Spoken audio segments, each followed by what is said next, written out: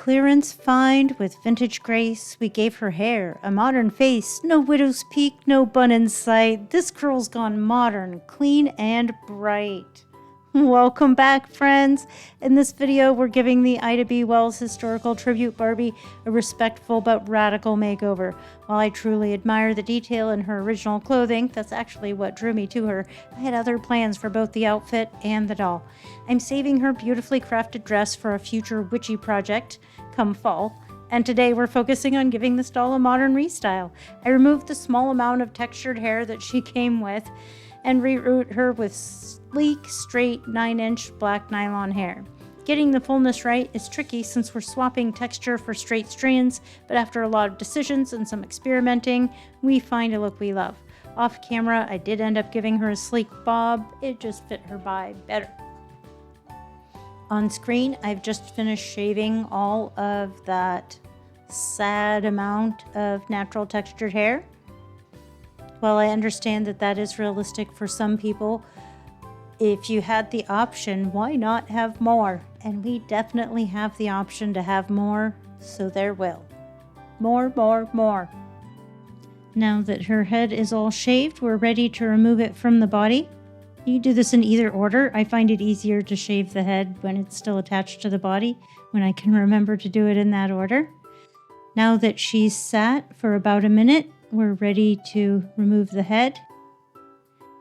It will be very hot from the boiling water, and both the head and the body may still drip the very hot water. You want to be careful for that. That's why I have my towels that I keep over by my desk just for this purpose. I'll be using my flathead screwdriver to scrape the stubble inside the head. This would have been a great time to remove the widow's peak with some acetone, but I didn't consider that until she was all done, and then I noticed how bad it looked and that I needed to take care of that.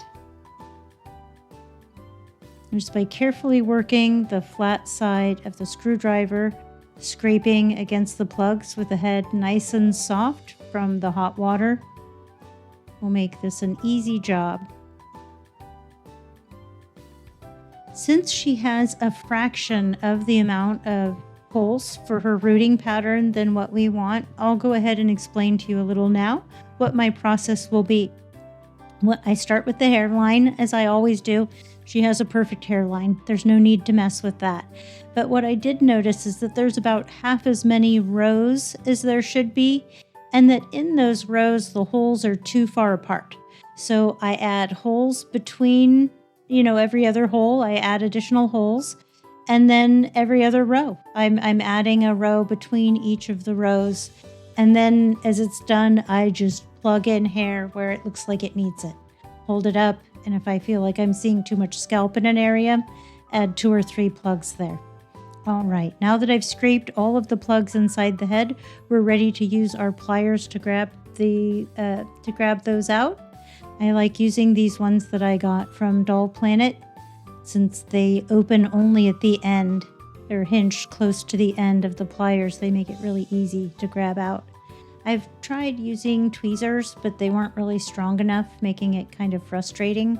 And I've tried using just regular pliers or needle nose pliers, but they were just too big to open very much inside the head. Again, making it frustrating. I'm pretty impatient, and I just want to get to the getting.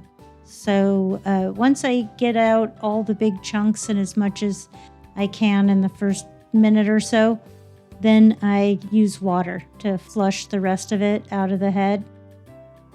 Also try shaking to see how much can come out. The lip of the chin, things like that, you can't really just shake the hair out. But I gave it a try, and we got a certain amount out that way. So we've had enough of that. We're ready for the water. So I just used the water to flush the last few little plugs out of the head. You could keep picking them out if that was your preferred method, or it probably won't hurt anything. A few small loose hair pieces inside. Now that that's done, we're ready to get started. I had already pre-cut this hair into thirds. It's 36-inch length, so if I get a lot of 9-inch hair, and it will be more than enough to finish this doll with lots left over to root in her eyelashes and eyelashes on other dolls. This time I decided to start above her ear, and we'll work across the forehead and then around. I just went ahead and set the timer for an hour, and I thought I would root with you for 5 minutes, finish off the hour, come back, and so forth. This should take about 3.5 to 4 hours. Of course, this video is not going to be nearly that long because I'll turn the camera off. I've also set it to 10 times normal speed so you can see the time lapse, see how far I'm going to get for my 5 minutes. So we're counting down from 60 to 55. Once it gets down to 55 minutes, then I know that I've spent 5 minutes, and I get pretty far. I get from the ear to about the center of the forehead. The rest of an hour later, or almost an hour later, you can see there's just a few minutes left. I wanted to show you where I was at, working up one side of the head after finishing in the part line. It's looking really good. It's quite a bit longer than what we'll end up needing. I wasn't sure what I was going to do with her hair. I just knew I wanted different. Again, I'm just examining the rooting pattern, thinking about where I'm going to go next. This black hair does separate itself out into hair plugs for me. You can see it on the table. It's separated itself into like 5 plugs just by dropping it onto the table. I love that. That's my favorite hair when that happens. It just makes it so much faster to grab the hair and keep going. And then I know that I'm not overfilling the plugs. Since this hair is shorter, I'm not trying to knot it at all. I'm just looping the hair over my finger and then picking it up on the needle and plugging it into the doll's head. I like by just having that small little hank of hair off to one side, grabbing the plugs. And once I finish that off, just grab another small hank, kind of drop it on the desk a couple times until it separates. Maybe shake it a little and then drop it on the desk so that it'll separate itself out into plugs. Let's speed this up 10 times. I have been having so much fun with everybody in the comments. I sure appreciate each and every one of you. If you don't have time to leave a comment, I love those thumbs up as well, and the views, people watching my video, because that's why I'm doing it. If nobody gets to see the video or is entertained, then what's the point? Again, one of my goals for this channel is to create and inspire others. I do have doll unboxings and other things that I share, but to create new things and then to inspire others so that hopefully you can have more fun with your dolls. Maybe you had some dolls laying around that you weren't enjoying, or they've been packed into storage because they weren't making the cut, and then now you can get them out and enjoy them anew. On screen, we've cut ahead to the part line. We're finishing the second half of the part line.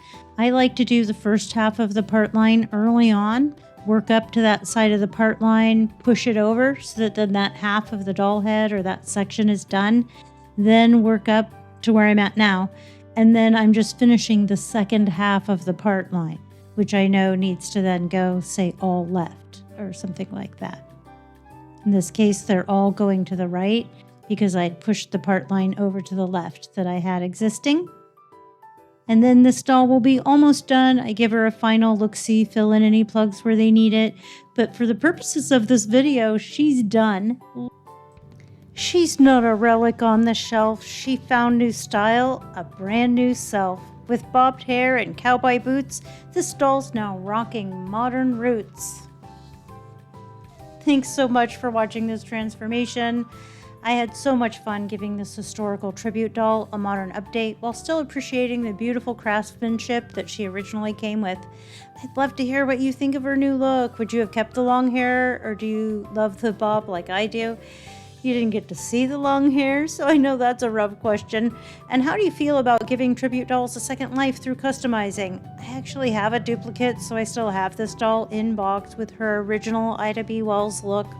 Drop your thoughts, tips, any makeover ideas in the comments. I'm always inspired by your creativity, and I love hearing from you. If you're interested in giving this doll a new home, I'll include a link to my Etsy shop in the description as soon as the listing is live. And if it's not up yet, feel free to message me there and I'll create it for you. Don't forget to like, share, and subscribe for more doll makeovers and restyles. See you in the next one. And as always, please have a wonderful day.